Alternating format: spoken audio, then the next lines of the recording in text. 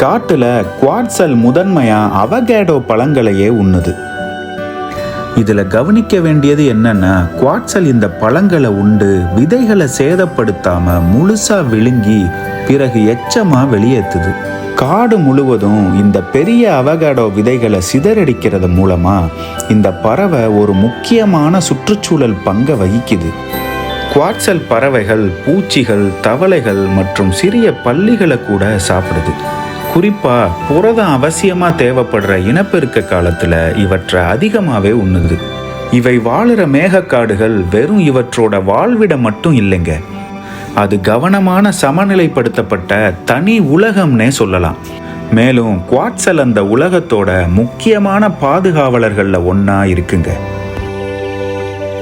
நவீன விஞ்ஞானிகள் இதற்கு பெயரிடுறதுக்கு நீண்ட காலத்துக்கு முன்னாடியே குவாட்சலை பண்டைய நாகரீக மக்கள் போற்றுனாங்க.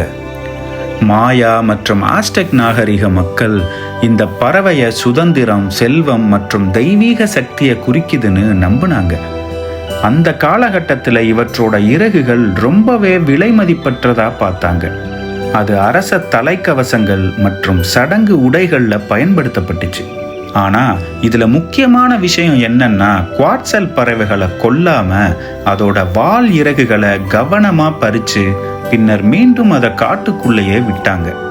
இந்த பறவையை கொல்றது துரதிர்ஷ்டத்தை தரும்னு அவங்க நம்பினாங்க. ஆஸ்டெக் கடவுளான குவாட்செட்கோட்டல் அந்த நாகரீக மக்களோட பிரதான கடவுளாக இருந்தது. ஞானம், கற்றல் மற்றும் புத்திசாலித்தனத்தோட கடவுளா இவரை வழிபட்டாங்க.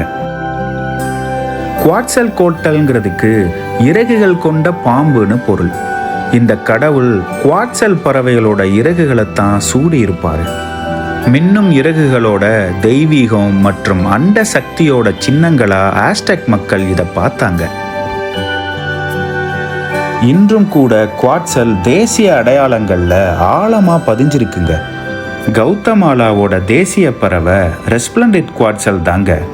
அவங்க தேசிய கொடியில கூட ரெஸ்பிளண்டட் குவாட்சலை பார்க்கலாம். அந்த நாட்டோட நாணயத்தை கூட குவாட்சல்னு தான் அவங்க அழைக்கிறாங்க. இப்படி இன்றளவுக்கும் இந்த மக்களோட வாழ்வியல்ல குவாட்சல் கலந்து இருக்கு. பல நூற்றாண்டுகளா இந்த பறவை சுதந்திரத்தோட அடையாளமா திகழுது. இதுக்கு காரணம், ஒரு குவாட்சல் சிறைப்பட்டு வாழறதை விட இறப்பதே மேல்னு நினைக்கும்னு நம்பப்படுது. இந்த வீடியோ பிடிச்சிருந்தா கீழே இருக்க லிங்கை கிளிக் பண்ணி இதனுடைய முழுமையான வீடியோவை பாருங்க. மறக்காம நம்ம சேனலுக்கு சப்ஸ்கிரைப் பண்ணி உங்களுடைய ஆதரவை கொடுங்க.